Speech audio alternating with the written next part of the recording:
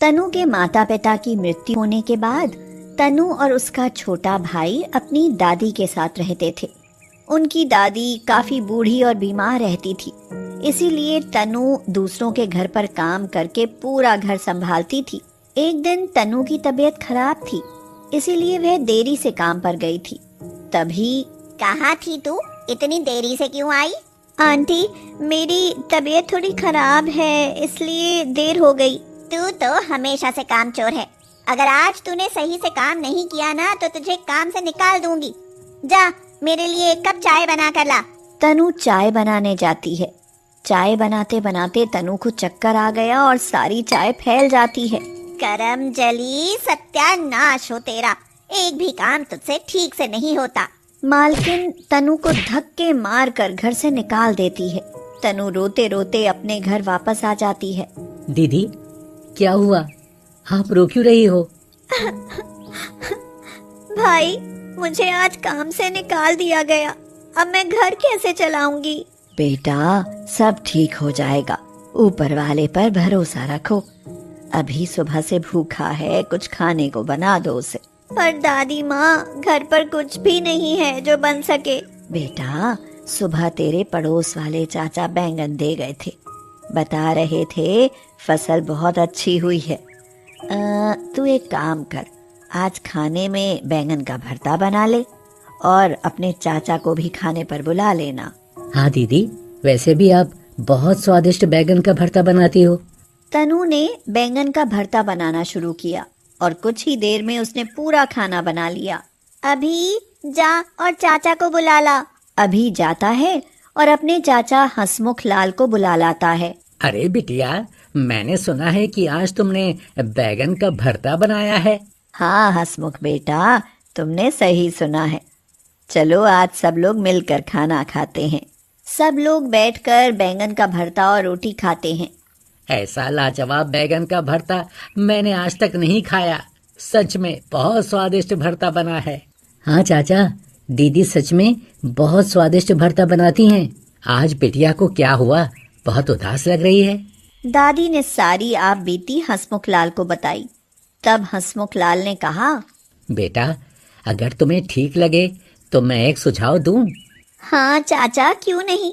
आप वैसे भी हमारे परिवार के सदस्य जैसे ही हैं। बेटा, तुम अपनी दुकान खोलो, बैगन के भरते और रोटी की। पर चाचा, मेरे पास ना बैंगन खरीदने के पैसे हैं और ना दुकान खोलने की जगह। बेटा, इस बार मेरे खेत में बैगन की फसल काफी अच्छी हुई है। तुम मुझसे बैगन उधार ले लो। जब तुम्हारी कमाई अच्छी होने लगे तो तुम मुझे पैसे दे देना। पर चाचा, मेरे पास दुकान खोलने के लिए जगह भी तो नहीं है। बेटा, मैं तुम्हें एक ठेला दिलवा सकता हूँ, पर उसके लिए तुम्हें 2000 रुपए का इंतजाम करना पड़ेगा। चाचा, 2000 रुपए मैं कहाँ से लाऊंगी? बेटा तनु, तू परेशान मत हो। हंसमुख बेटा, एक काम करना, तुम मेरे ये कुंडल ले जाओ और इनको बेचकर तनु को एक ठेला दिलवा दो। दादी, आप अपने कुंडल मत बेचो। मैं कहीं दूसरी जगह काम ढूंढ लूंगी। बेटा, वैसे भी मेरी तबीयत ठीक नहीं रहती। क्या पता भगवान कब मुझे अपने पास बुला ले। ये कुंडल घर के कुछ काम आ जाएंगे तो मुझे भी अच्छा लगेगा। दादी, आप ये कैसी बातें कर रही हो? माँ पापा के जाने के बाद आपने ही तो हम दोनों को संभाला है। हंसमुख बेटा, तू मेरी बात सुन। जैसा मैंने कहा है तू वैसा ही कर। हंसमुख ने तनु को दुकान खोलने के लिए एक ठेला दिलवा दिया और अपनी बैंगन की फसल से उसको बहुत सारे बैंगन दे दिए। तनु बेटा, ये लो कुछ पैसे जो कंगन बेचे थे उसमें बच गए। तुम अभी के साथ बाजार जाकर बैगन के भरते का सामान ले आना। तनु और अभी जाकर बाजार से भरता बनाने के लिए जरूरी सामान ले आते हैं।